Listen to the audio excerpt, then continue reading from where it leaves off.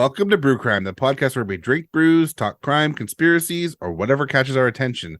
This is Mike and my co-host, JT. Here I am. Yes. And we have a special guest on this episode. Hello, it's Paige. Yes. If we're going to talk about your home state, we might as well have you on for at least one of the episodes. It's true. This will be interesting, I feel. Yes. We're going to have to find out if these are your family members. No. When I say the city, if you know where it is, you have to say you know where it is. I can't wait to hear. Oh my gosh. Okay. All right. But you might know this person because, Yeah, you never know. the tree has like two branches. So that's very rude of me. Yes. So Very we're rude. back to the crimes of Mississippi again. We are. And we're going to be talking about Ruth Thompson Dickins today. And the script is the story I have titled it, She's the Dickens. No. I bet most Dickens or Dickersons or something, they're always the craziest that I've found. Listen, the ones that I have met, I'll say that. Oh, yes. Well, how many branches away? No. Just a small spur and a root. Possibly a squirrel nest. Well, Mississippi strikes again. Struck again? We'll strike in the future. Here we are. Yeah. Mississippi. This is where we're at. Sometimes a crime is just, it's a soap opera. And it's an abhorrent thing. This crime is matricide. But this is a crime that involves the, quote, upper crust. Stick out that chin and just upper crust. Yeah. What we would kind of call socialites at this point. Oh, yes. Those people. Ugh. Yeah. So instead of doing a big, long, drawn-out intro, we're just going to hop into this case involving Ruth Thompson Dickins. Yes. Where are we going? We're going to Leland, Mississippi. Oh. So you do know Leland? Yes, and it's not far away from me. I don't think. I think it's like an hour or so. Well, you'll love what it was once referred to as. So Leland was founded in 1886. It's located on the western side of the state, and it was once referred to as, quote, the hellhole of the Delta. Most of Mississippi, in my opinion. So for the region, cotton sparked the development of it, and railroad building ignited that fire. And Leland was eventually cleaned up by the folks that lived there, and Deer Creek in Leland became a showplace, and beautiful homes were built along its banks. And this is where we're headed. Ruth Dickins lived on North Deer Creek Drive West. And so she's over there in the highfalutin hills. Wait a minute. What down was the river. street? It is North Deer Creek Drive West. Creek, yeah. Northwest. Okay. Yeah. NDCDW. Yeah, exactly. Super clear. Which sounds like a failed rap group in the 90s. It was just too many letters. It's the eastern portion of the western part of the street. Yes. So this was in the 90s? No, this was in I had it. It'll come up. Yeah. I mean, I hope it does, or I've completely lost my mind. I wrote this like 3 weeks ago, so. Yes. 1948. Da-da-da. Oh, okay. All right. So let's talk real quick about Ruth's life up to the murder. She was born June 9th, 1906. She was raised in Leland. Her father was Joseph Wood Thompson. He was a pioneer planter and cotton merchant in Washington County. He operated the Lewis Archer and Perrin plantations and also the Leland Mercantile Company. He served as the treasurer of the Leland Business League and Leland Law and Order League, and he served as the president of the Board of Mississippi Levy Commissioners. And so you can see where this importance is coming into play. The Law and Order League. My God. Yes, and they weren't watching the show, so it can't be that much fun. Her mother was Adela Elizabeth Long, and she was a prominent Mississippi Delta socialite and the daughter of Dr. John A. Long and Virginia Stovall Long. And I feel like you were a socialite if you were married to a doctor at that point. Like, it just kind of... Yeah, I was going to say, she sounds like a Southern belle. Adela Elizabeth Long. Yeah. She grew up in her family's mansion, and she lived with her parents, sister, 2 brothers, and cousin. In 1939, Dickens' father, Joseph Wood Thompson, died after being shot in his house. Court transcripts say that Dickens claimed her father had committed suicide, possibly due to financial struggles during the Great Depression. Some reports that I read stated that people questioned this official story. But why, you might ask? But why? Well, there it is. Because they wondered how someone could shoot themselves twice from behind in the head. Please don't tell me they wrote this off as suicide. Sure did. So it's him and Kurt Cobain, huh? Him and Kurt Cobain. Yeah, a little bit. So there was kind of this culture of shush and talk quietly in the dark corners of tea time due to the socialite thing. And so I think that's one of the main reasons why this just kind of, they buried it. Dickens eventually attended Hollins College in Roanoke, Virginia, and graduated in 1928.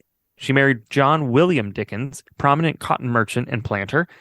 He was the son of a wealthy doctor, and he founded the John Dickens Cotton Company, which the name John Dickens just sounds like an exclamation you make, just like John Dickens, that hurt. Yeah, it does.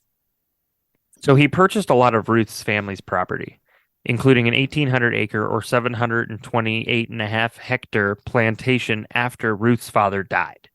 And he did this in order to, quote, help her mother with the finances. Now, Ruth in general wasn't your typical Southern socialite, although she seemed to do all of those typical things. She also was described as a sportswoman. She enjoyed fishing and hunting as well, which seems a little out of the ordinary, right? It's a little hard to cast a net in a hoop skirt, so I didn't write that down, but yeah, she was a little bit of a tomboy, right? So let's kind of, things progress quickly, so we're just gonna hop right into the murder according to Ruth, which kind of sounds like a Bible book. Does it not? The murder according to Ruth. Yes. Chapter 666. Chapter 666, verse don't or is it chapter 66 verse 6? Yeah. Chapter 6 verse 6 line 6. I don't know. I'm recovering. I don't know the Bible that well. I'm pretty sure the murder according to Ruth is not a book. I can say that. Actually, truthfully, I probably know more about the Bible than a lot of people that claim to be Christian, but I still don't know the Bible that well. Also, probably very true. So, quote, little more than a year ago, this is the murder according to Ruth. Little more than a year ago, God was in his heaven and all seemed right in Ruth's world of cotton plantation owners. In Leland, they lived in neat, modern townhouses, quite unlike the opulent, sprawling antebellum mansions on their plantations along the east bank of the Mississippi River. Now, Idella Long Thompson, Ruth's mother, was 88 pounds and reportedly always held the purse strings. She was tiny. Oh my gosh. She sounds mini. Yeah, she does. She kind of sounds like what's her name from Golden Girls? The oldest one. Sophia. She sounds like Sophia. That's what she sounds like. I mean, if she had the purse strings back then, probably small and fierce. Oh, for sure. And we have to remember that her husband died, a while before this, so she really did hold those purse strings. Now, all the kids, Ruth seemed closest to her mother. Idella for many years suffered from high blood pressure and other illnesses and seemed hot-tempered due to it. They said she was hot-tempered due to it. Ruth seemed to know how to get along with her mother, which was good. Now, I will say this, a lot of the sources that I grabbed are actually straight out of newspapers and articles and stuff from that time. So that's really fun. And then another source that I grabbed was the actual appeal of her court case, the initial one. There was I don't know how I found it, but I found it, and that was cool. I would assume you found it because of newspapers.com or something. Yes, that's how I found it. I actually went digging. I went to Leland, and the Leland Library. The Leland Library. I came back with newspapers and a skunk hat, and all the microfiche. All the microfiche. Yes, the microfiche. So November 17th, 1948, Mrs. Thompson finally, quote, got mad enough at Ruth. Now, what Ruth did in response is up for debate, maybe. I'll let everybody else kind of decide. See, there's a lot that plays into this. One, there's a lot of circumstantial evidence, and very little forensics could be done. Although, I will say this, there was more done than I thought would or could be done. Oh, okay. Because what they did work to figure out was pretty impressive. So on top of the fact of the circumstantial evidence, the little forensics, you also have that socialite thing, which skews, I think, some details. And on top of that, you have money as a factor. Things that she said or she couldn't say and some other things. So there's a lot of stuff that plays into this. Now, what I think is good to talk about first is Ruth's story, like I said. So according to Ruth, it was Ruth's servant's day off. So she took lunch from her kitchen to her mother around 11:45 a.m. Her brother Jim was there as well. So she decided to drive Jim to Greenville, around 11 miles away. And when she returned, she stopped in a Leland drugstore with her nephew, Wood Thompson. His full name is Wood Thompson Hood. He was 26. His nickname was Tomsy. Wood Thompson Hood. Oh my God. Well, Wood in the Hood. I was going to say that. The initials are WTH, and I stand by that. What the hell, man? What the hell? So, oh my God. She ended up having lunch in her house with her husband and daughters. At 2:20 p.m., she took a pair of pruning shears to her mom's place. She was intending on trimming the hedges when she got there. No. She then changed her mind at her mother's, left the pruning shears on the heater. I don't know why, but that's just where they said she left them. Or that's where Ruth said she left them. And went about collecting. Right. So she went. She dropped the pruning shears off and decided, let me go collect rent for her mom, because her mom had a series of rental properties, right?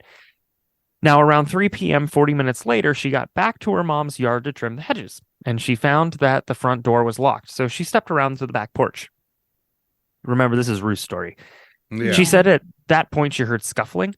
Quote, running into the house, Ruth said, she spied her mother's bloody body lying on the bathroom floor. Her first thought was, mother's killed herself. Now, before everybody jumps down my throat, I'm doing direct quotes, and this is from the 1940s. Yeah. Okay.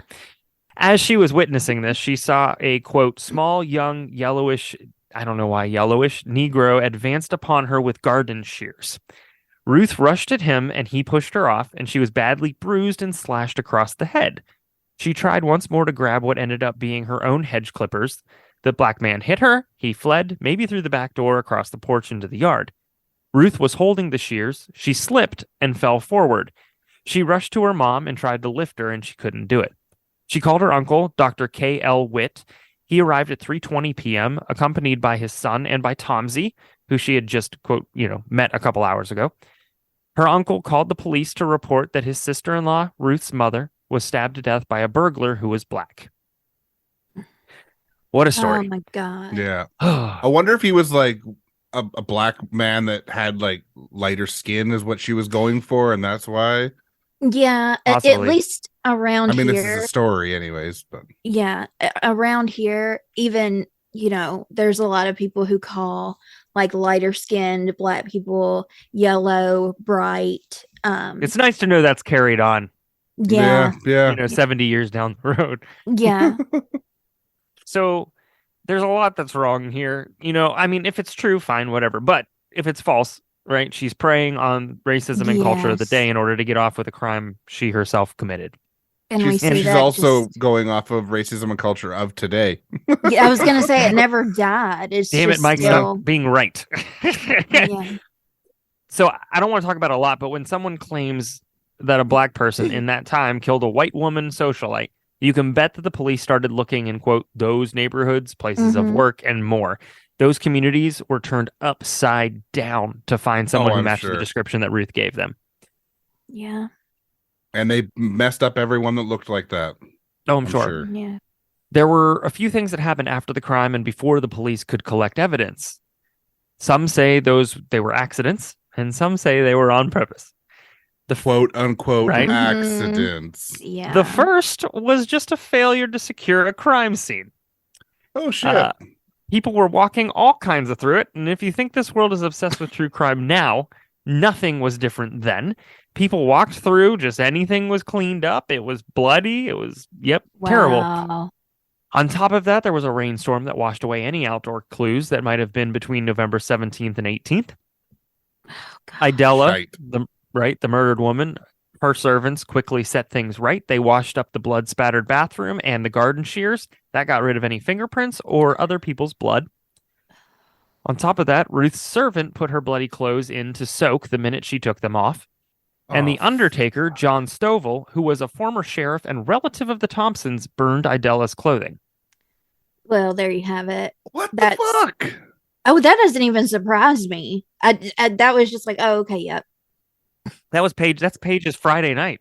It literally still happens. I know DNA didn't exist then, or DNA existed then, but yeah, testing for DNA did not exist. DNA set that straight. I'm your DNA. Yeah. Dinosaur DNA. Dinosaur. So Ruth and her husband put up a reward of $1,000 for information about the criminal, leading to their conviction. A brother-in-law offered another $500. That's a total of just over $36,000 in today's time. Now, that would have been nice, right? Yeah. That would have been nice, but the rewards were never publicly made. So they just said, hey, we're going to do this, but we're not going to tell anybody. Yeah. Secret. Right? Secret. I've got a secret. Got a secret. Oh, my. Oh. I know. It's the worst. So before we get into what actually happened, which I use, like I said, the actual appeal documentation from here on out, let's briefly talk about Ruth's behavior immediately afterwards. Quote, for a woman who had undergone a terrible experience, Mrs. Dickens certainly acted strangely. For when Tomsey walked his aunt home, she stopped in her garage to exterminate a cat and 2 kittens. Then she took a bath and changed her clothes. What the fuck? I don't know. Whoa.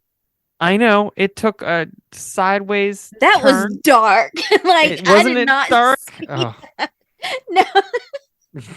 I just wasn't expecting it. No, I wasn't either. Jeez. So, Ruth's an asshole. Let's talk about the murder according to the appeal response. So, November 17th, 1948, Dr. K.L. Witt received a telephone call at his clinic in Leland from Ruth around 3:15 p.m. Now, he arrived at the home within 5 minutes. He was met at the front door by Ruth. He went to the bathroom. He saw Idella's body on the floor. It was clear that Ruth had taken part in a, quote, bitter and bloody struggle. Jesus. Ruth did not cede to the fact that she gave a testimony right away after police arrived. In fact, she didn't tell police her side of the story until right after the funeral of Idella. She just kind of like, God. Nah, I don't think I will. Wow. I didn't know that was a choice. Yeah, right? I wasn't aware. It is for people with money. I was going to say my bank account is not large enough. Yeah. Yeah, me neither. Maybe one day to buy lottery tickets. Right. So when the doctor arrived at the house, he found that Idella was on the bathroom floor, that she was dead and had been dead for a minimum of an hour. Wow. He also saw that her death was caused by multiple wounds. She had enough cuts on her face and head to literally kill anybody, just on her face and head. The left side of her head was cut to pieces. The right side of her head was the same. There were numerous lacerations and punctures all over the head, hands, and arms. Most of her hair was gone, despite her having worn a hairnet. Bad. Jesus. Wow. Bad. That is brutal. I know. So she was lying on her back on the floor with her head toward the tub. Shears were lying between Idella and the bathroom stool. The back porch floor and the bathroom floor were covered with blood. Just, oh, God. You can only imagine, right? Blood was also... No, right? Well, that's very true. Fair. No arguments from me, sir. Blood was spattered on the side of the tub, the toilet, and on the walls of the bathroom. There was also a mark on the ceiling as well.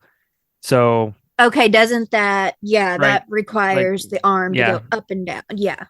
If there's anything I learned from the staircase, it's a That's cast-off exactly pattern. what I thought. That's why that came up. Mr. Henry Lee. Dr. Henry Lee. Yes. You're right? So... It was an owl?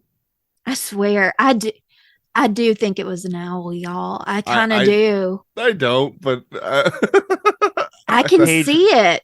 I know that much about the case off the top of my head. We're already covering a crime in Mississippi. Please. I was gonna say, if I left my door open, there would. I mean, that would happen. This was in North Carolina, so yeah. I don't know. All right, back to it. Yeah, squirrel. Sorry. So on top of the mark on the ceiling, doors and walls of the back porch were spattered with blood. They did some tests on the hairs found on the shears, and they were Idela's. They also collected a bunch of hair on the scene. They picked up Idela's body, and they found a button underneath the arm of on the floor. Testimony showed a lapel was torn off Ruth's jacket. The button and the torn lapel were identical. Right? That is so like, okay, how did that get there? There's only one way. It obviously fell before Idella fell, right? She fell on top of it. So exactly. Yeah. Quote, Mrs. Thompson's body, when observed by those first arriving at the Thompson residence, was lying partly on a rug on the bathroom floor. One of Mrs. Dickens' fingernails was found on this rug. The floor of the back porch showed drag marks as if something had been dragged from the back porch to the bathroom. One of Mrs. Dickens' fingernails was found underneath the heater on the back porch, and it is argued by the state that Ruth had dragged her mother's body on the rug from the back porch into the bathroom, where she finished her off to prevent identification, and that her fingernails were broken off in the operation of dragging this rug with the body on it. She was digging into the floor. Oh my God, y'all. Yep. So Ruth did a voluntary physical examination, and her fingernails were all cut short. Can't let them know. Yeah. God, Ruth also had a laceration on the right parietal region, 3/4 of an inch long, and practically healed bruise on the right forehead the size of a $50. On the hairline, there was a blood clot beneath a thumbnail, a puncture wound on the left thumb, a right thumb was lacerated. Now, this physical exam was done November 27th. This is absolutely chaotic. Yeah.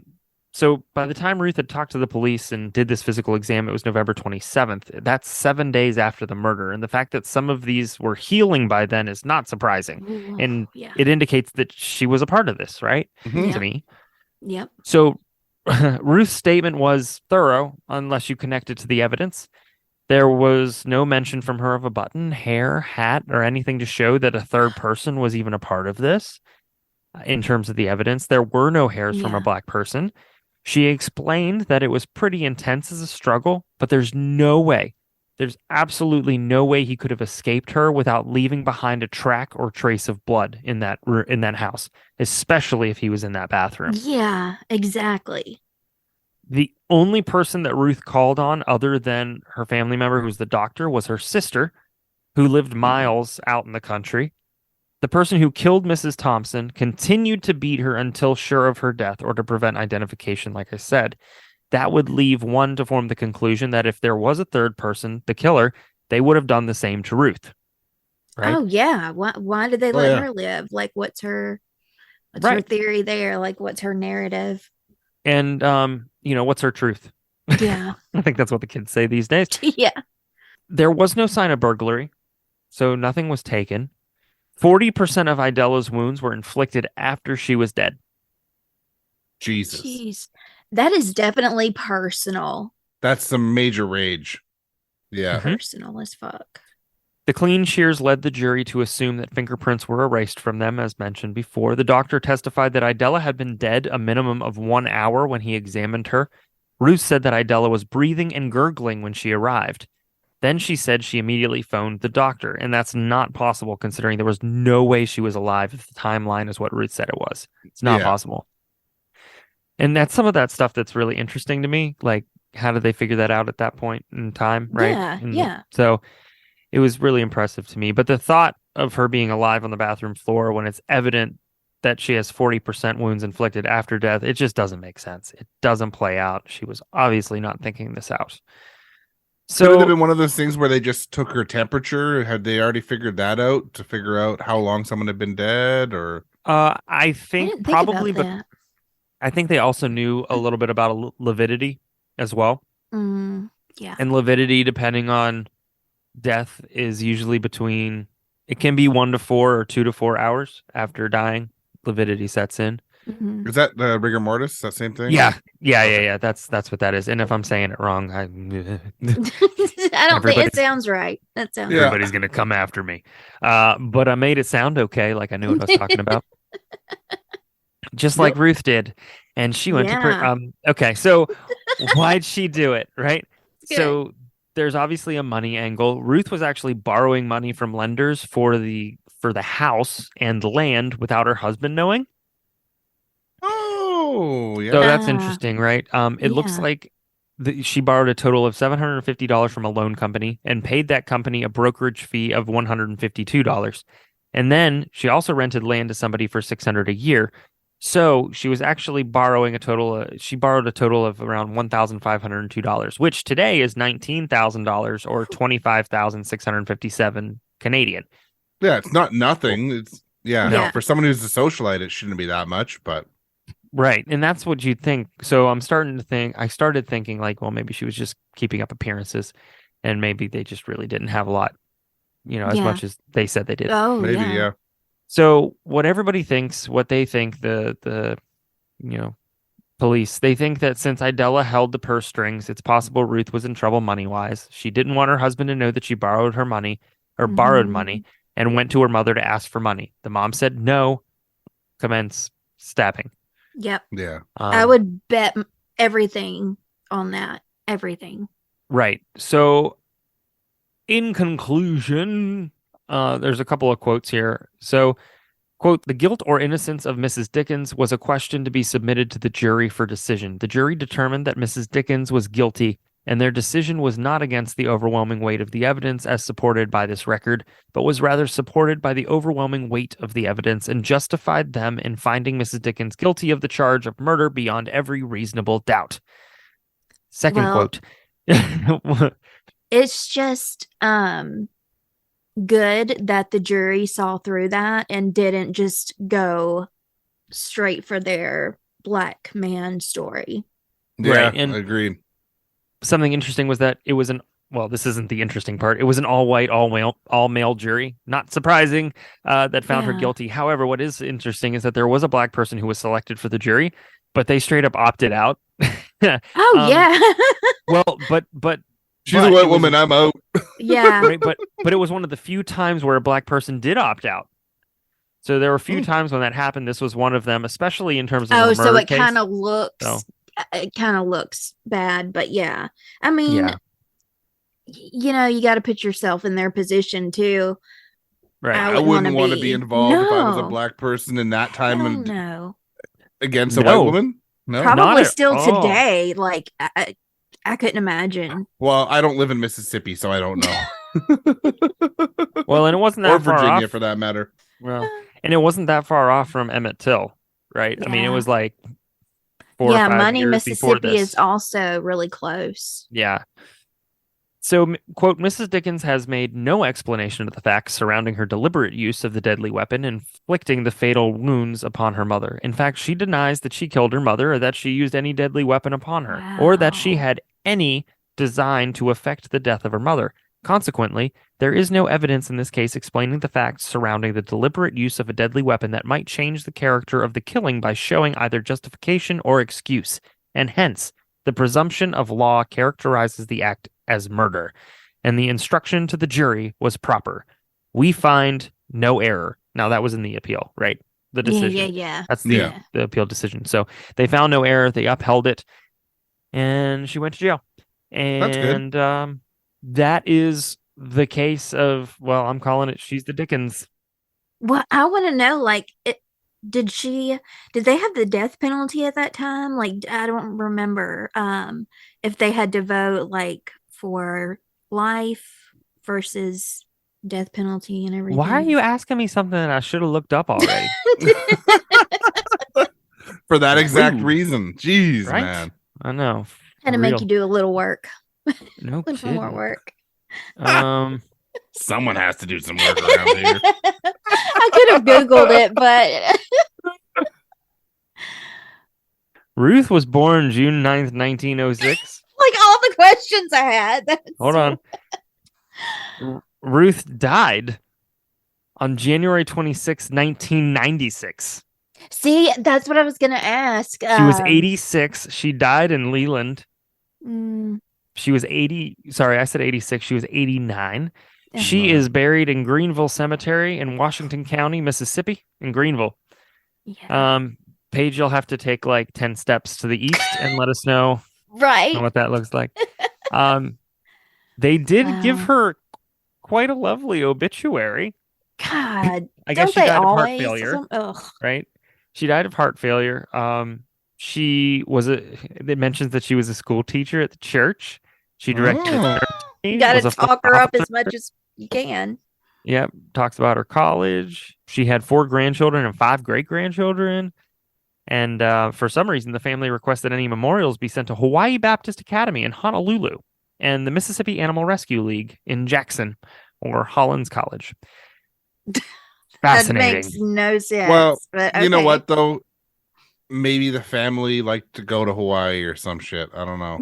They were rich, right? So they ultimately were. Yeah. Absolutely. I mean, she doesn't like to go there anymore because she can't. But to me, it's just a fascinating case. It's very violent. It's very personal, and it's something that you just don't hear about because it was the whole socialite thing. Like, wink, wink, nudge, nudge. We don't talk about it as she passes by. Exactly. And so, she's the Dickens. Yeah, she is. Nice title. Right? It just kind of wrote itself. That's what happened. It really did. But I hope everybody enjoyed this episode, this last episode of the Mississippi theme. Mike, you close it out. I'm apparently... Thanks for tuning in to Brew Crime. You can find us on all social media platforms at Brew Crime. We have a Facebook group at Brew Crime the Group. If you'd like to support the show, head to patreon.com/brewcrime now. Money goes towards upgrading equipment and making the show that much better. You get 1 bonus episode a month, as well as early ad-free access to our episodes and our brewery episodes. Shout out to our Patreon supporters, Jay is Rad, True Crime Nana, 3 Resent Podcast, and the Faves of Our Lives Podcast. Peace. Bye. Bye. All cases on Brew Crime are written by Mike and JT or a writer we credit on the episode, and sources are put into our show notes for each episode. We always want to give credit to the people that research the cases we talk about.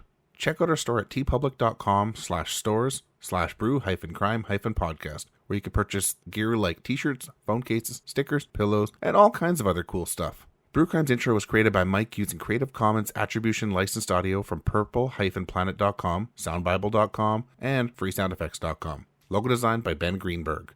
Thanks for listening to this episode of Brew Crime Podcast. His Day of the Dead celebrations are 2 weeks long. He once used a Ouija board to correct its grammar. He once played chess with death. Death suggested they switch to checkers. If he ever mixes an old-fashioned for you, you'll be inspired to write a creepypasta about it. He is Edward October, the best horror narrator you've never heard of. Horror stories don't always have to be scary.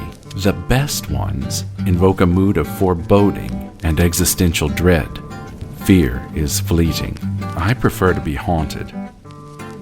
For retro horror of impeccable taste, listen to October Pod AM, bi-weekly wherever you get your podcasts. Or watch new videos from October Pod Home Video each month, only on YouTube.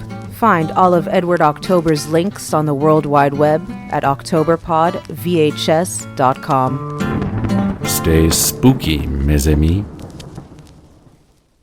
Oh, did you have a beer pairing by any chance? No. Just no. If you were gonna do it, didn't want you to forget. But if not, just keep going. I don't. Did you, Mike? Wine pairing. Yeah, I have a Chianti, which I've lost my mind, y'all. There is nothing on my mind. White, literally, plantation after. Try that again. Woof. Brawling, antebellum. So as she was, and no, I'm not using. Yeah, okay. Sorry, give me Matthew doesn't like to go to bed unless I give him one more hug because he likes to Yeah. postpone his bedtime, and it drives me crazy. Okay. I'm on my way. I'll be back. No problem. No problem. I'm so glad I don't have kids. Exactly. Oh. Hello, governor. Okay, the rug. Sorry. Mrs. Dickens had practically healed up. Just looking it up real fast here. 1, 2. Oh, 3, wow. 4, 5. So Ruth, here we go. I'm just trying to pull up I've lost my marbles. Patreon here I'm much better for brewery, obviously. so I can actually say the patrons. They're all the same, of course, but I always forget. Yeah, just in case. Exactly. Active. There we go.